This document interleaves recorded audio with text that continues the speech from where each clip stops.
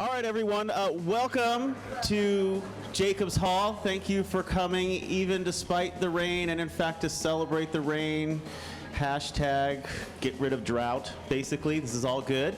So welcome to Jacobs Hall. Who here is their first time in the building? All right, well, welcome, by all means. My name's Eric Paulos. I'm a faculty here in Electrical Engineering Computer Science. I'm also the Chief Learning Officer here at the Jacobs Institute for Design Innovation. We're going to start, we have this design conversations, which you are attending. I want to tell you we've started this series last semester, and it's going to be continuing on throughout this semester. Oh, yeah, that's fine. No, that's fine. I can dance too while I'm going. And it features a wide range of designers that come in and have conversations and provoke us with questions around design and critical thinking around design here at Berkeley. We try to look for a diverse range of visions and perspectives. Also, I just want to give you a little forward pointer before we get started with today's speaker.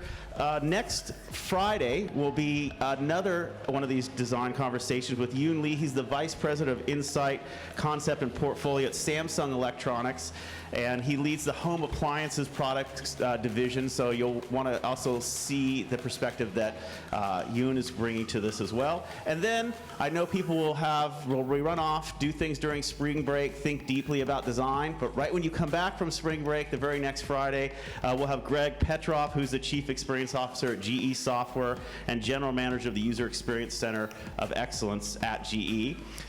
Those of you that are a little less familiar with Jacobs, we offer a host of classes here. There's about 25 classes in the building. We support student groups. There's also a lot of events and activities. You're attending one of them. And for those of you that have your calendars out, you're going to want to definitely mark May 4th and 5th. That's a Wednesday and a Thursday during RRR week, because there will be a huge design exhibition here. You get a chance to see all of the fabulous student work that's gone on. I also want to thank the staff that's been really helpful in bringing all the programs, particularly this one, together. Laura, Emily, Amy, Roland, Alita, to name a few. So thank you, and thank them on the way out, because they really pulled this whole program together. And today is a special speaker, and I'm honored to be presenting Shannon Jackson, who will be actually introducing our speaker. Shannon, as many of you know, is a professor in rhetoric and performance studies. She has numerous acclaimed books on sort of performance, media, and social practices, and her own research passions kind of lie at this intersection of visual performing and media art, and the role of arts in social institutions and social change. She directs the Arts Research Center, for those of you that have hopefully had a chance to interact with it.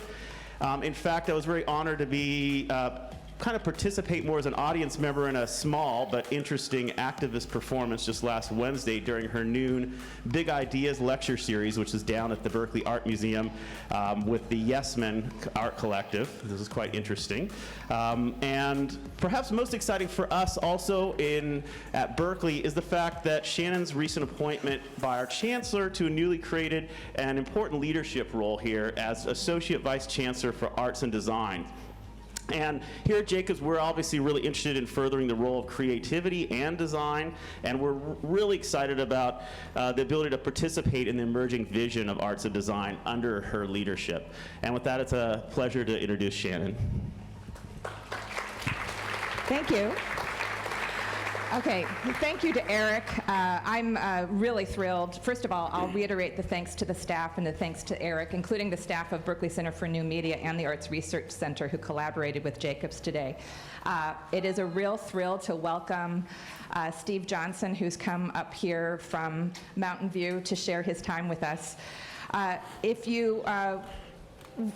Some of you may read a bit about his biography if you looked at our website ahead of time. Steve is a truly innovative and path-breaking design executive in the Silicon Valley, and someone who, as a leader, is beloved of everyone who works with him. I have inner knowledge there.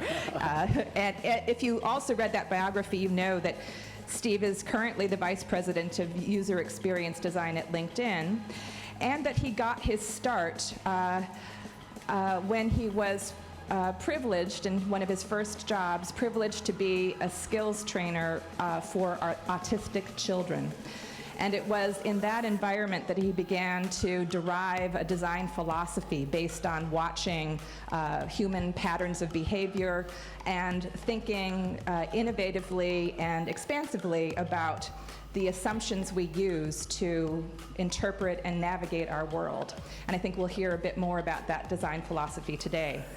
You might also know that he moved from that post to the kids division at Electronic Arts, where he was lead designer in user experience for many of its important products, including the Family Album Creator. And from there, he moved on to become a senior product architect at Adobe, leading design for some of its most important products, including the Elements suite, the Acrobat line, and the Creative Suite of Adobe, which I hope all of you know that thanks to the efforts of people like Jen Stringer and Bill Allison and others in this room, we at Berkeley have any student and any staff member at Berkeley has access to the full Creative Suite. Thanks to our partnership with Adobe, this man is was partly responsible for creating it.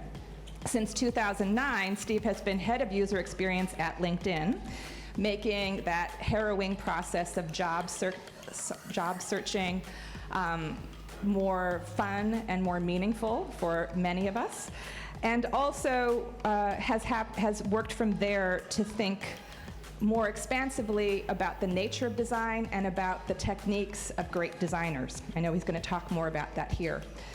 Obviously, Steve's specialty is in the creation and the design of, you could say, experiential forms, user forms, but I happen to know he's also just as interested in designing physical forms and material forms, including the design and function of automobiles. Yes. He has very deep and absolutely staggering expertise in that area.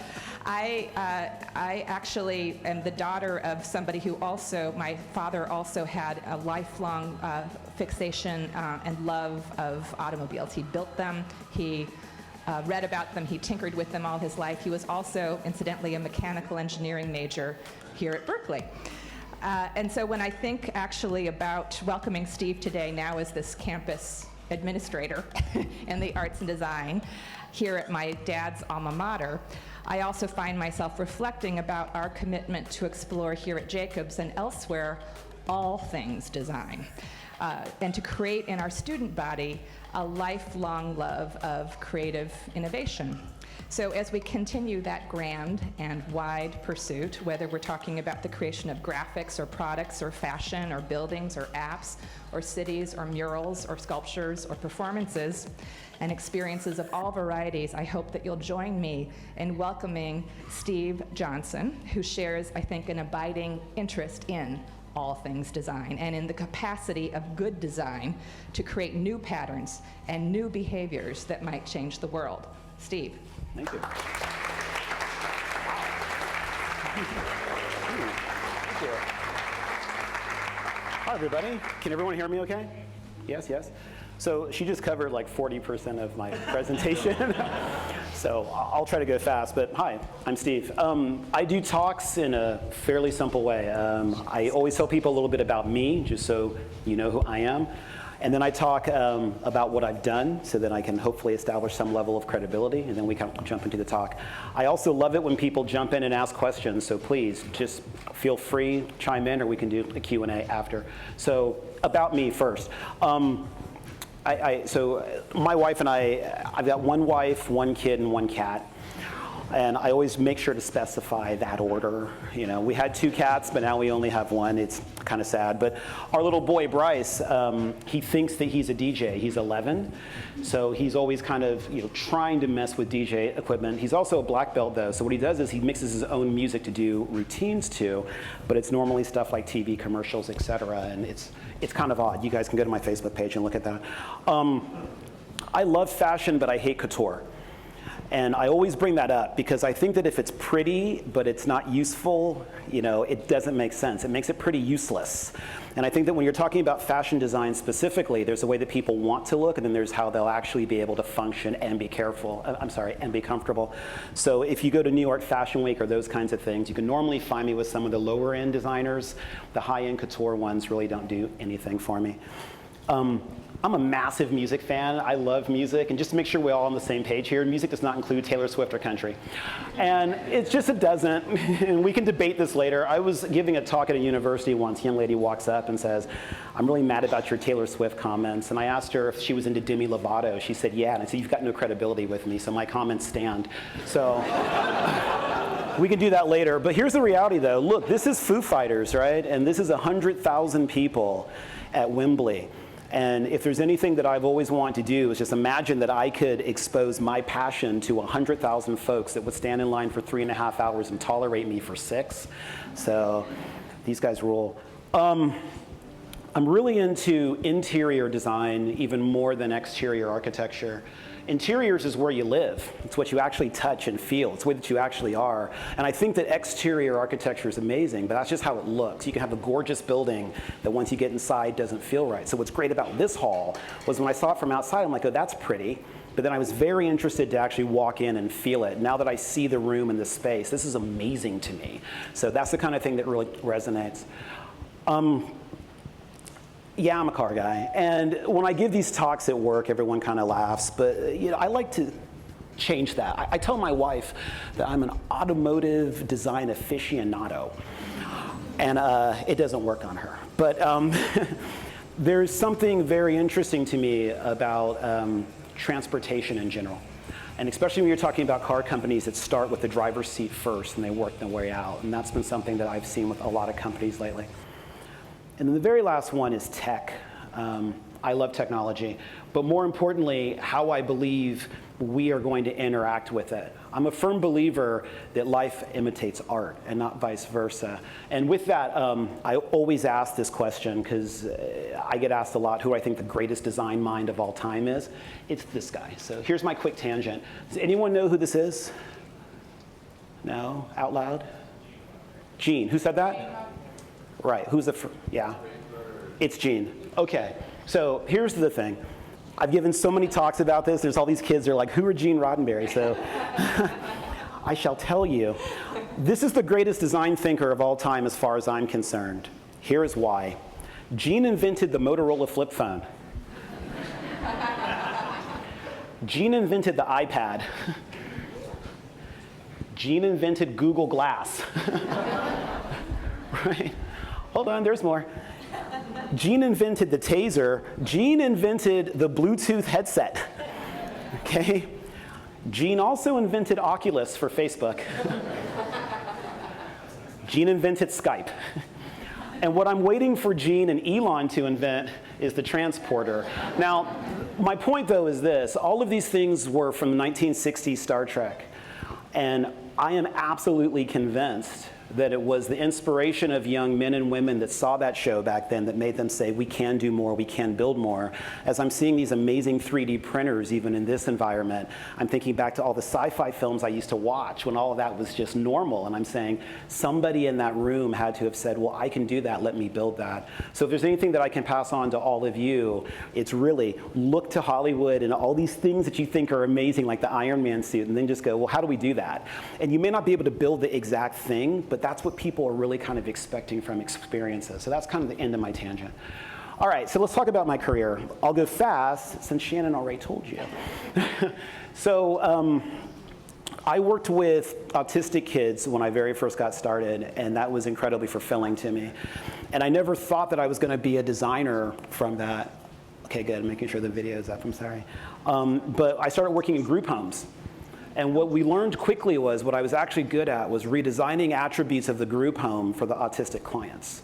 So if you don't have full dexterity in your hands, if you can't move things, et cetera, even if you have problems with a knife, with lots of Velcro, wood, and duct tape, we modified things. And that's what got me into design. I started realizing that that was something that I really wanted to do. From there, I went to EA, and I was part of EA Sports and then EA Kids. And what was great about that was learning multi-platform before there were lots of different platforms. Like now we have Android, iOS, et cetera, et cetera, et cetera. Back then, you just had all the gaming consoles. And how you had to actually develop for the PC, the Mac, or then with the Sega Genesis, yeah, I'm aging myself, it's all right. When the Genesis was out, you know, Nintendo's box, what was Nintendo's first box called again? It wasn't the Wii, the N64, right, yeah. N64, that kind of thing. It was really interesting on how we had to make sure we developed those games differently. Adobe is where I learned the most about product design. And everything you hate about Photoshop's my fault, I'm sorry. It's true, it's my fault, it's still there too. I downloaded like the CC a couple months ago, I'm like, that's still there? I don't believe that, I don't get rid of anything. But the Creative Suite was one of the hardest things I'd ever done because we did CS1 and 2, bringing together Photoshop, Illustrator, ImageReady, Dreamweaver, and Flash. We had just purchased Macromedia, et cetera. That taught me a tremendous amount about standardization, thinking about patterns, pattern alignment, and also one size doesn't fit all. And then there's these guys, LinkedIn. I've been with LinkedIn for 7 years, and that's been interesting because that taught me a lot about hypergrowth. I was employee number 360, and we're at 10,000 people now. My team, when I joined, was 18 people. It hit a height of 340. It's been a massive ride, but it's also been interesting to watch the web develop and then think about how mobile does that. Speaking of LinkedIn, this talk will not be about LinkedIn. This is not a recruiting exercise. I'm not going to answer questions about why we send so much email. Yes, I can. It's okay. You can ask me. But everything that I'm talking to you about is just the way that I feel about design. So please don't think that this is a LinkedIn talk because it's not. All right. So I'm really big on this. People talk about great designers, and I don't believe that greatness is so much about the what, it's the how. And that's literally what this entire talk's going to be about if I don't trip over this cord and fall in front of all of you. This whole talk is going to be about the things that I think great designers do and how they do it. I'm not going to go into skeuomorphic versus flat, or if you should be using Sketch or Photoshop and all those kinds of things. I don't really care. I will talk about the person that I believe you need to be to build great products. And again, at any time, please raise your hand, we could have a conversation. All right, so here's the first thing. This is really, really, really big. I believe great designers look for competing perspectives. And it is the word competing. I think that normally you can get into groupthink to where everybody around you is a fanboy and they're like, yeah, this is great, and that's all you guys do, and you move forward, and you don't think about competing perspectives. I'm also really big on if you're in a capacity to hire, you should look for people that A, are different than you, but are also representative of your target audience. Right now in the Valley, there's lots of conversation about diversity and inclusion. I think that all of them are very powerful, but I like to take the conversation to different and just say, hire people that have different perspectives because your audience most likely has different perspectives. So I spend a lot of time asking people that I know hate my stuff, what do you think of it and why? And if any of you are connected to me on LinkedIn, you'll see me quite often asking people that I know are very upset about the platform if they'd be interested in having coffee or a conversation. And I probably do about 10 a week, simply because I want to hear that perspective. I think really, really, really great design leaders that I've met my entire career, they do that. And I think it's something that all of you should think about. Don't assume that what you're doing is the best idea on the entire planet, because I'm positive you think it is, but the person next to you may not, and they may offer you something that makes it even better. 2. So teamwork needs to be a natural behavior. And it sounds very cliche, but it's very, very, very important. So something that I look for is hardcore collaborators.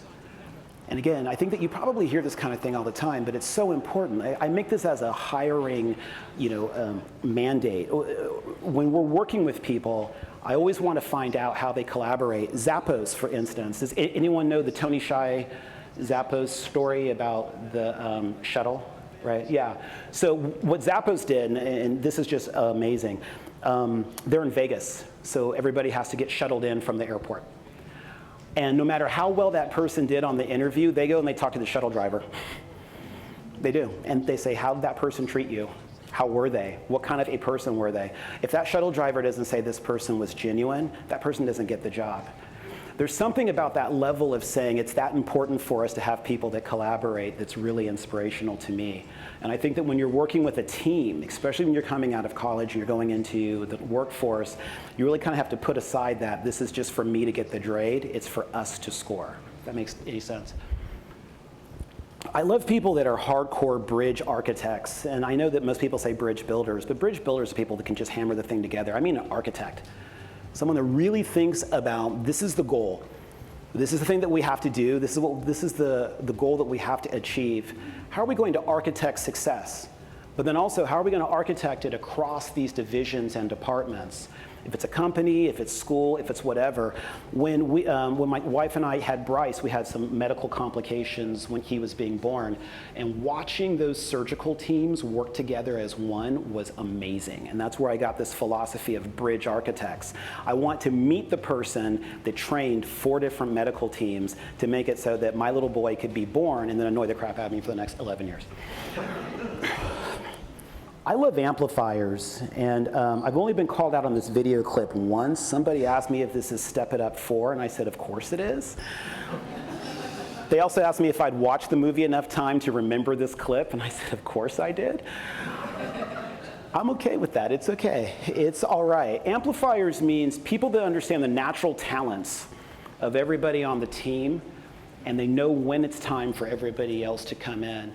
And it almost comes across as choreography when it's done super, super, super well. It's like jazz, it's improvisation, but it's knowing that like if the trombone player really knows that this trumpet player is gonna be able to hit this lick, they back off in unison, in time. No one practiced that, but it just comes across. That kind of thing is what I believe makes great designers. But you can only achieve that if you are honestly invested in the people that you're working with. And if you know them well enough to know what they're good at and when it's time to amplify their skills. I have a question. Please. How would you differentiate between a bridge architect and an amplifier? One more time. How would you differentiate between a bridge architect and an amplifier? Yeah, okay, so the question is, how would I differentiate between a bridge architect and an amplifier? A bridge architect to me is that before we actually build the bridges in the planning stages, I'm saying, how are we going to do that? How are we going to loop in other departments, other teams? And how are we going to make sure that we have really solid collaboration? The amplifier to me is at runtime, because no matter how good that plan was, it's not going to work. So at runtime, when the fit hits the shan and all these anomalies come up that we didn't think about, that amplifier is like, wait a minute, I know who to get, instead of we just keep on trudging forward no matter what. Does that make sense? Okay. I love this clip of MJ because as far as being inspirational goes, these are all of his mess ups. And I learned a lot. I watched a documentary on him, and he was talking about how much he had failed. Because when you think about like great sports stars, it's always about winning, winning, winning. Like I would love to meet Steph Curry and say, talk to me about when you lost. I don't care about when you won. I've seen all that on ESPN 100,000 times. What MJ was talking about that was great, and it's very inspirational to me, is he's very big on the fact that he was horrible as a three-point line shooter. Greatest basketball player of all time, horrible from three-pointers. He was practicing one day. ESPN came in and said, hey, we saw you practice. You're not doing any three-pointers. How come? MJ said, 'cause I'm not good at three-pointers. Something about that was inspirational to me. And I think the more that you can tell stories about failure, but then show how you learned and how that became success, that's the makings of a great designer. Also, I believe great designers seek that out. Go ask the story. Right? Figure out what's a product that you absolutely love, and don't fanboy out about, oh my God, I love Instagram so much, it's so awesome. No, wait a minute. What is it that you guys did that you learned from Instagram? We had the founder of Insta at LinkedIn a month ago, and we asked him, so what's up with the square photos? And he said, well, we were coding it ourselves, and we couldn't figure out how to do portrait and landscape, so we made them square. And the whole room's like, oh. Like, we wanted like some innovative, like, oh, harkens back to like the Hasselblad, right? No, we couldn't figure out how to do that. And what I thought was just so inspirational about that is I'm like, yeah, that works, and I hate you now. All right, another thing about great designers to me, look, they have to be highly engaged, but they have to be emotionally available. Now, I want to make sure I'm very clear to the introverts in the room. I'm not asking any introvert to become an extrovert. Be an introvert, be yourself. Being emotionally available does not mean you have to become an extrovert. I happen not to be bugged standing in front of 100 and some odd people. I'm an extreme extrovert. My wife would not be here right now. She'd be somewhere underneath the closet, like hiding with her head. But she's still emotionally available. Why does that matter for great designers? I think that if a great designer is emotionally available, two things happen. One, that comes out in his or her work. It really does. That's the how, and I mean that. For some reason, when it comes to products, people challenge me on that a lot, but when it comes to restaurants, fine food, or fashion, no one says anything. If we go to a 5-star restaurant, you have this idea that like the chef in the back is like so into the food and like just loves it, right? It's like this entire ratatouille thing going on. That availability for that master chef to be emotionally available for all the other chefs, not only to be a mentor and a coach, but to help people along is incredibly important. And that's what makes him or her better at their trade, because they allow themselves to talk to other people, to mentor other people, and to educate other people. And it's not a competition. All right. Oh, that one did work, sorry. Humble. Does anyone know who this kid is? No? Only had one person be able to know? This is Jake Barnett. There's an old saying, don't try to be the smartest person in the room. Jake's the smartest person in this room right now. He is. His IQ has been logged as being, he has surpassed Einstein, and he is currently redoing some of Einstein's theories. Jake is 15 years old. He also has a hard time tying his shoes because he's autistic. This is one of the most humble kids I've ever met in my entire life. I had the pleasure of meeting him at a TEDx talk a long time ago. I didn't know who he was. I was in ing to get some chocolate chip cookies. He's like, can I cut in line? I said, no. We started talking about music. I gave him one of my cookies. 5 minutes later, he's on stage, and I'm like, oh, you're Jake. Now, well, I didn't know. You know, little kid, dirty jeans, the little UCLA hat on, Cal hat on. Anyhow, the thing about him, though, is that he is so humble as an individual that, back to my emotionally available, it makes it so that you can walk up and talk to him. I think as a great designer, you really need to learn that. You need to understand that no matter how great the product is that you're working on or the skills that you have, you still need to be humble, because if you're doing your job correctly, you're learning, you're teaching, and you're sharing, which means that you're passing this on to somebody that might be able to surpass you one day. And again, these are all the attributes that I think go into the work. So for those that are saying, I was really hoping on hearing about how materials come together. Materials come together well when you have people that understand them and are humble about asking questions to try to figure out what two things we can put together. You need change agents, and this goes back to my whole thing about music, and it sucks because I show this slide, have people in the room that weren't even born when Madonna started out, but you all know who she is.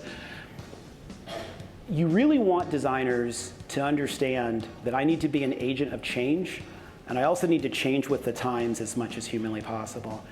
And I have a slide coming up that's talking about trend setting, but I think that being change agent and trend setting is very similar, so maybe I'll drop that slide out. But anyhow, it's super important to understand where the world is going and how you can help lead it there, but then also, what are the things that I can do that can maybe pivot the world?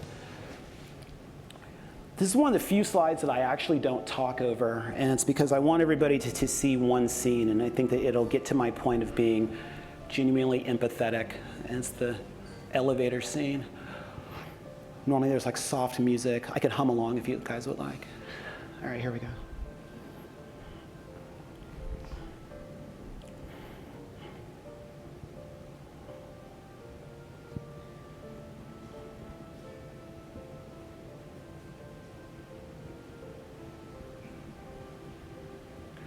This always resonates with me because you have three people in an elevator at the same place at the same time, totally different lives, totally different. If you're going to be a great designer, you need to not only be empathetic for the people that you're working with, but with the people that you're designing for. Talk about the people that you're working with. You do not know how hard it was for that person to get to work today, and you do not know what they're battling with in the back of their mind that they haven't told you about. It's the bottom line. It's important to think about that. I'll do design critiques sometimes. Somebody will just bomb. Before I just determine or just kind of make this judgment call that it's because they didn't do their job correctly, I try to imagine that maybe they just got a phone call that their mom had a stroke. serious.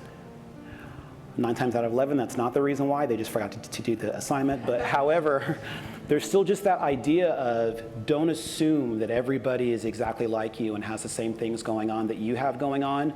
Be empathetic enough to ask questions and figure it out. Your customers. When you're building products for people, there's the way that we want them to use it, and then there's the way that they use it. The people that can't figure it out aren't idiots. When I was at Adobe, it was really interesting because we had this engineering team that's like, what do you mean by they can't use the layers palette? They're just being stupid. We're not going to dumb it down. No, the layers palette's freaking hard. Okay? And they're not stupid. We haven't designed this thing to make it easy enough yet. And then we added symbols and, never mind, don't talk to me about that. Anyhow, all I'm saying is that great designers are empathetic, and they don't make assumptions that everyone's life is just like theirs. Be inclusive. Great designers are super inclusive, and it's really kind of that camaraderie and bringing people together and making sure that it's a party. I try to have parties as much as humanly possible because I'm not the smartest guy in the room, so I try to create an environment that like somebody says something really smart that I can take credit for. And I think that when you're inclusive though, and you're known for that, you really become a designer that really brings out even better ideas. Because back to my point earlier about introverts and extroverts, I go and I hammer on my extroverts to make sure to pull the introverts up, to make sure that you're including them. And if you're ever having a meeting and there's somebody sitting at the table that didn't say something, find an opportunity to softball something to them so that they can have their voice heard, or meet with them afterwards and have a conversation and ask them how they felt about the conversation. It's little things like that that I think not only make really good designers, but make great design leaders. And speaking of design leaders, don't be hierarchical. I think that a lot of the titles, especially in big companies, came from the military.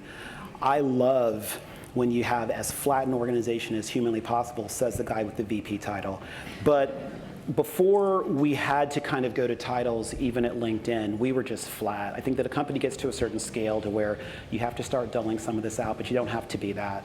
And I think that really good designers not only don't have to lead this way, but don't have to design this way to where every single thing they're designing has to fit inside this nice, neat little box. You got to think outside the edges, and that can only be accomplished if you let the best ideas surface to the top, regardless of where that person stands within either that social environment or et cetera, et cetera. All right. Number 4, great designers promote, invite, and defend the quirky ones. I hated this movie. I did, man. I sat there, I'm like, what? But you know what? Just this scene, I don't know. And it's great because I've watched it enough times to where my son and I do it on Saturday nights when my wife's not home. Just like I think there's a YouTube video of us doing this. I don't know. Anyhow, you want to find, I know, it's funny. This is not going to leave your head. It's going to be like 4 in the afternoon. You're going to be like, vote for Pedro. Okay, so you want to find a way that you want to bring out the unique attributes of people, and you want to make sure that you don't repel that. You don't want to be one of the antibodies that gets this guy off campus. Well, no, I do. But you want to find a way to make sure that quirky personalities are actually the thing that is a part of your own team, and that you don't suppress it yourself. I've had a lot of designers show me their work later, but not the work that they presented, and the work that they showed me later was 10 times better. And I asked them, why didn't you show this? And they were afraid of the critique. And the critique that they were afraid of was it wasn't in line with everybody else's. It didn't conform. So they were actually fearful that if their work didn't conform to everybody else's, it must be bad. And it was crazy. So for the past couple years, we've been making sure that in our design critiques, we're actually asking people to think past that, think past that, think past that. If I see 3 designs that are way too similar, I ask them, okay, do me a favor. Go to your laptop and pull up the stuff you think that I was going to hate, because all of this is just like the last person's and it's not unique enough.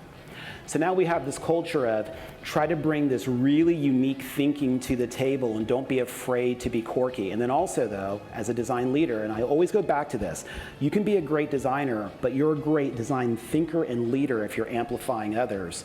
If you saw that somebody else was doing something that was super cool, but then during critique they didn't show it, get them to.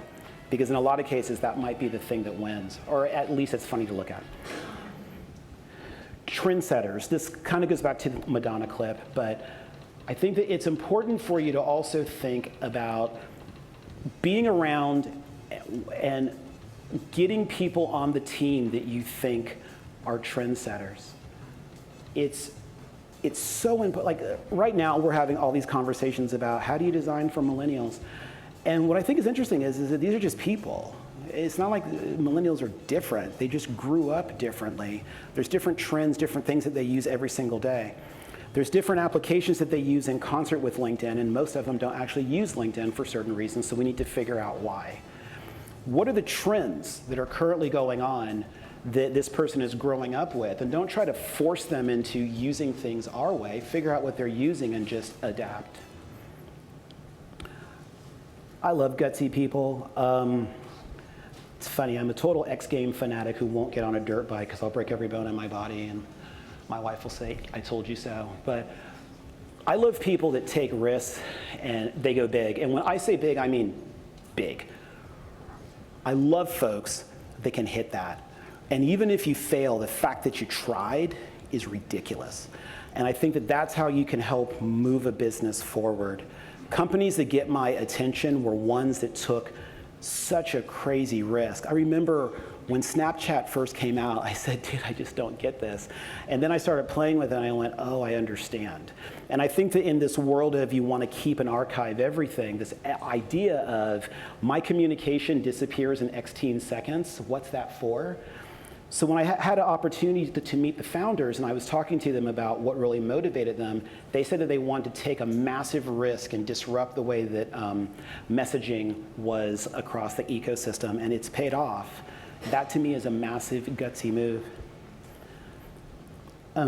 Adaptive. We need people that are adaptable, and I believe great designers are adaptable. And in a lot of cases, it means breaking their own mold and getting out of their own comfort zone, but not being afraid to adapt depending on what the environment calls on. And obviously, this goes in line with some of the previous points, but the reason I always just kind of go into this animation from the VW group is because when they're thinking about car design, they're literally just thinking about the ability for people to have transportation, and then it should be able to adapt to whatever their current needs are. I think that's a really great way to think about your design. Here's my design for who? This particular user. Well, if it was for a different user, how would I adapt it and modify it? Oh, I might do something different. Don't be married to it. I'm a kid at heart. My son and I still play in the dirt. It's great because I love that he's 11, but when he was 4, he was so much more fun because whatever I said, he's like, yeah, that's great. Now he's like challenges me on crap. It sucks. But you really need to stay and remember this. You need to remember what it was like when you played in the dirt. You really need to remember when your imagination was going completely wild, and when that little mound was a bridge, and when this little stick was a car, or whatever the thing was. Find that element in your life to where you were absolutely super creative, and keep that. Because all the best designers I've ever met, they have kept that. And when you talk to them, you hear it. It comes out, it oozes. And you can almost like imagine seeing baby pictures of them, and you're like, yeah, that's pretty much what I thought you were doing, because they really haven't changed that much. They're bigger, they're taller, in some cases they don't have hair and they've gained weight. But you know, they've really just kind of adapted and kept that creativity, and I think it's very important. All right, 2 more points. I believe great designers understand the difference between urgent and important. I've been asked several times what I believe the difference is. It's kind of simple to me. I think that urgent is super important to someone else. I think important is super important to me. And the reason why I think that that's important is because in a lot of cases, if you have a really good designer that has to work on something that's urgent, if he or she does not find that thing to be important themselves, they are not going to do good work. Which means that you need to make sure that you give them the reason why this is important, what the goal is, and get them to be super passionate about it, or they're just going to phone it in. There's very few people that I think know the difference, but I've met some wonderful ones. One of the chief designers at the Volkswagen Group, really, like every single one of his tasks are what's in the urgent bucket, what's in the important bucket. And he only works on things that are important ever. So when his team is pitching him on things, they literally use language like, the reason we believe this is important and we want you to also is because, and then nothing ever becomes a panic. It's never urgent. You never need to call in the fire department. Last thing. I believe great designers are direct reflections of their company culture. Direct reflections. And of course, I'm going to show Apple's work here. Anytime you hear Johnny talk, after my wife gets over the hotness factor and the accent, you really kind of see this guy lives this. He is a direct reflection of it, to the extent that the past 4 or 5 Apple events, it's the Johnny video that we're all like waiting for. Like, oh, what's Johnny going to say about the watch? Which Johnny should say a lot about that watch. But you need to be a direct reflection of your work, the company that you work for, the institution that you're working with. At LinkedIn, we have 3 values. Jeff says that he really kind of values 3 things. So one of the things that I do every single year when I'm deciding if I'm actually going to stay with the company is I ask myself, am I emulating these behaviors? So here they are. Behavior 1, he says dream big. Dream the biggest dream humanly possible. So is that something that I believe that I still do? So if I get up every single morning and go to work, if I believe that I can still dream big, then I'm in the right place. If people that meet me believe that I am still a huge dreamer, and if we're collaborating or if I'm giving a talk or if I'm whatever, if they still say, Steve, we think that you're a dreamer, then I'm still in a good spot. Have fun. This is my favorite clip to show because I don't have to see it and I'm going to watch half this room get sick. It's amazing. It is important to have fun as a great designer or a great design leader. It's one of the most important things in the entire world. I see a couple of you getting woozy. It's great. No, I'm serious, right? It's like, I don't want to watch. Right? And again, these are literally questions that I ask myself. Since our company culture is based on dream big, have fun, and then I'll go to the third one. I ask myself, am I still having fun? And then I ask my employees, are you still having fun? And a question that I ask lots of designers that I meet that I admire, I ask them, so what do you do for fun? And when they say, I'm doing it, I know that they're in the right spot. All right, last one. Get shit done. This is Jeff's big thing. Depending on what room I'm in, I either say get stuff done or get shit done. It depends. This room seems mature enough. Nobody odd or, oh, he cussed. Anyhow, it is super important that we get things done. That doesn't mean that we get things done quickly without quality. We get things done quickly with quality. And we don't make that trade-off of, well, you either have speed or quality. Whatever engineer made that up, I want to meet that guy. You can have quality and speed. You can have them both, as long as you just understand what the requirements are. So back to my thing about every single year, January 1st, I make a decision on if I'm going to do another year at my current company. As far as this criteria goes, in order for me to make sure that I emulate the company values, I ask myself, am I dreaming big? Am I having fun? Am I getting shit done? And that's all I got. So we can open it up to Q&A. That's my contact info. Thank you very much for your time. So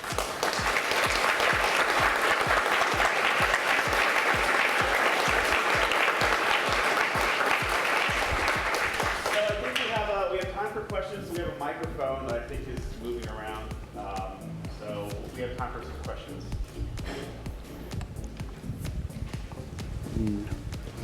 Any questions? Hi. Hold on. Mic's coming your way.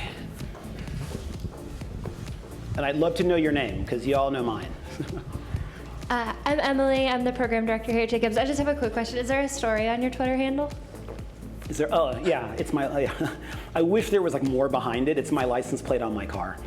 I know. It's just I was thinking about license plates, and I'm like, by design. Ooh, I like that. And then I'll make something up, and I'll.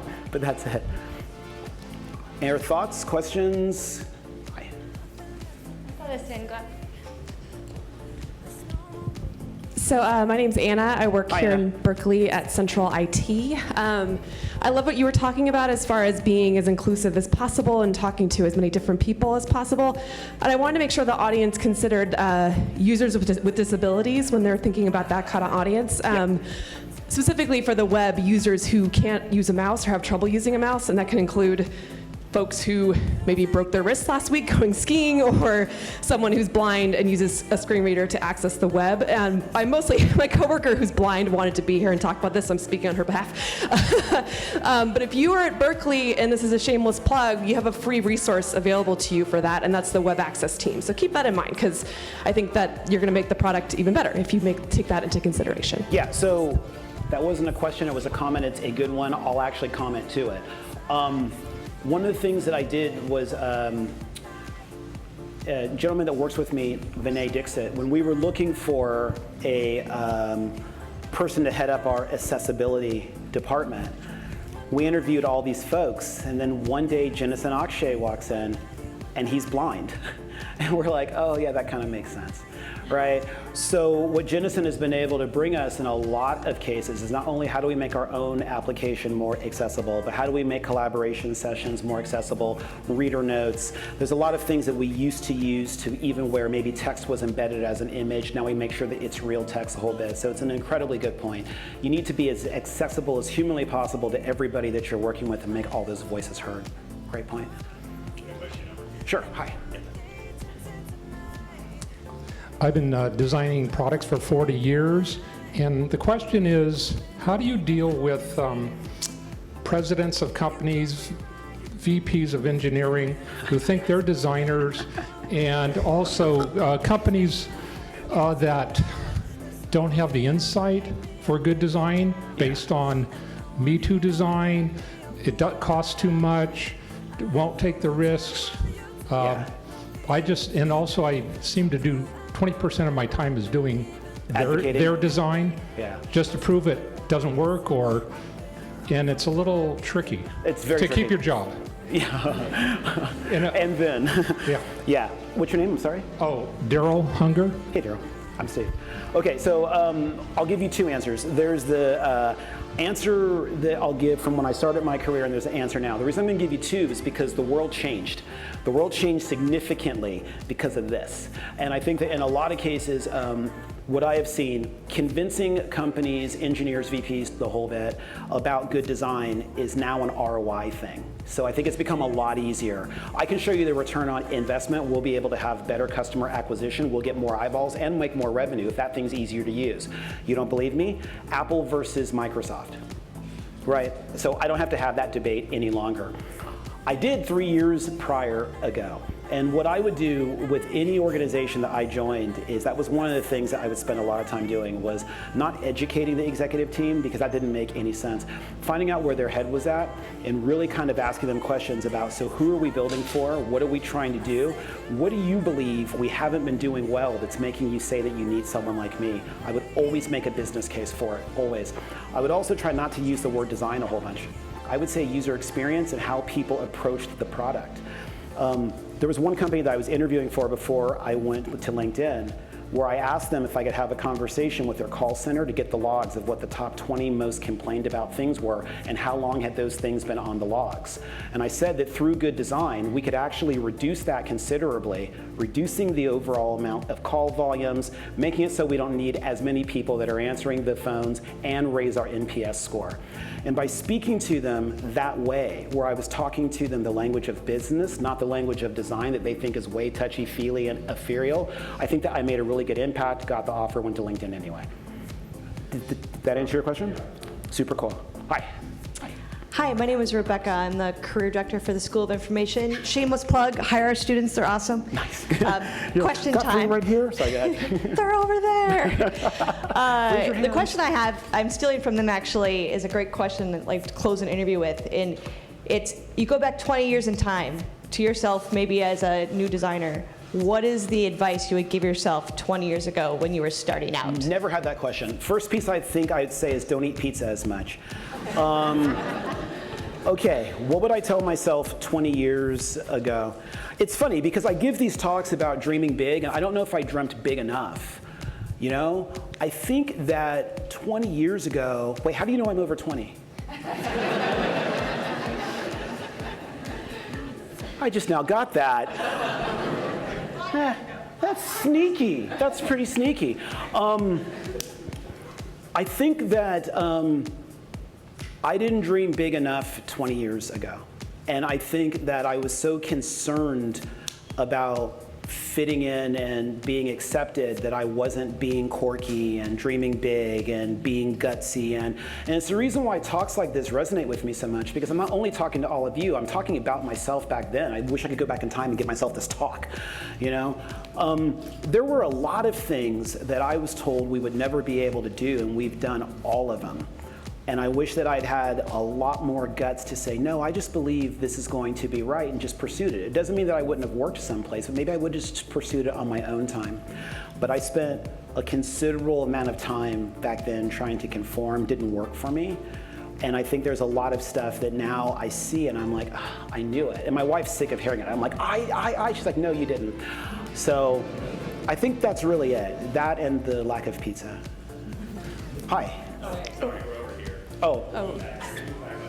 I will get to you. I promise. You're like right here, like in my side. Hi, my name's Rachel Dezonbeck. I'm a PhD student here. Rachel Dezonbeck. Yeah, that's hard to spell. Yeah, but it's very Googleable. Nice. So I'm a PhD student here, and you touched briefly on the challenges with diversity in Silicon Valley, and we have the same challenges with attracting and retaining women in engineering, Yep. diversity in electrical engineering, computer science. It's a big problem, and I was wondering, one, if you could speak to a bit more of any success stories that you've seen through your contacts, or Yep. also how you, in your own teams, make sure that, or how have you changed your hiring processes to really ensure that diversity is achieved? Okay, I'm gonna give you my answer, then you tell me if you think I gave you a good enough answer, because I don't want to phone this one in. This isn't BS. It's the reason that I said that I'm trying to change the conversation from diversity and inclusion to perspective. Here's why. There's this infuriating statement that comes my way when I talk about hiring underserved minorities. Let's think about how many underserved minorities. I think about, oh wait, me. And what happens is this, whenever I say we need to hire more underserved minorities or women, I always get a man in the room that says, but we don't want to lower the bar. I think he thinks he's not being the most insulting jackass in the room when he says that. But he is, because it means that he is already determined that if we were to hire underserved minorities or women, that they will not do a good enough job. Therefore, he doesn't want to lower the bar. Interestingly enough, when I say we need to bring a different perspective into the company, you want to build for millennials? Hire millennials. You want to be an international company? Where do you guys want to serve? You know, Brazil? We should probably hire Brazilians. People go, oh, that's novel. Yeah, that makes perfect sense. And I'm like I honestly have these out-of-body moments when I'm like, you know, I just said the same thing, right? But I just don't go there.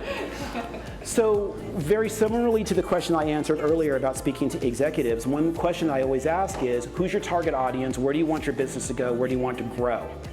What are the demographics that you want your business to grow in? So when people say to me, it would be great if we could get more women to use our product, I look around and go, then the Sausage Fest should probably stop and we should hire more women. And seriously, it's interesting because I say we need a female perspective in the room if we're going to do this. Now, I don't mean to tote my own horn, but my design team is 58% female, our leadership team is 63%. I know those numbers because my HR team and I go over them quarterly. I absolutely make sure that we have as much a diverse perspective as humanly possible because we need to build software for everybody. So that's my success story. Did that answer your question? Super cool. All right, we'll take the last question. Wait. It's gotta be her. Yeah, it's her. I This promise. is her. It is her. I made a promise. We got you covered. Okay. So you talked about a lot of qualities of designers, and they sounded a lot sort of like personality characteristics, which was great. So in terms of looking at background and stuff, things that students could actively participate in, maybe they have a lot of design demands in their academic program, but sort of what way would you recommend that they sort of round out to become those people you described? Yeah, that's a great question. So I've actually never thought of them as being personality attributes, and maybe they are, so I'm going to think that through, because if it's personality, then I'm not being fair, because you either are who you are, right? I'm talking about the way that you approach your work, because there's the what. So I designed water bottles. How? It's the how that I think is very important. So when I'm talking to students, I just ask them, what was your thought process and how did you consider other people, thinking outside the box? What if you didn't need plastic, other materials? Just asking yourselves questions. What I see a lot in academia is students look for that list. Like, I did this, and this, so it's good, right? And no, it feels like crap. And yes, you created a water bottle, but it doesn't feel right. There was something that was missing from it. It's that level of emotion that I think I just always try to inspire everybody with and say, it is part of the user experience. Emotion is part of the user experience. So don't be afraid to show it. Find some way to see that into what you're building. Did that answer your question? Mm-hmm. Super cool. All right. Thanks for your time, everybody. Okay, in the words of the humble Steve Johnson, let's, dream big. Let's have fun and get shit done. Okay, thank you for a great visionary talk. Thank you, Steve. Also, I want to make sure that we thank all of our staff, and also this was jointly done with the Art Research Center, and so please, hopefully we'll see you back next Friday. So thank you, everyone that helped out, and thank you.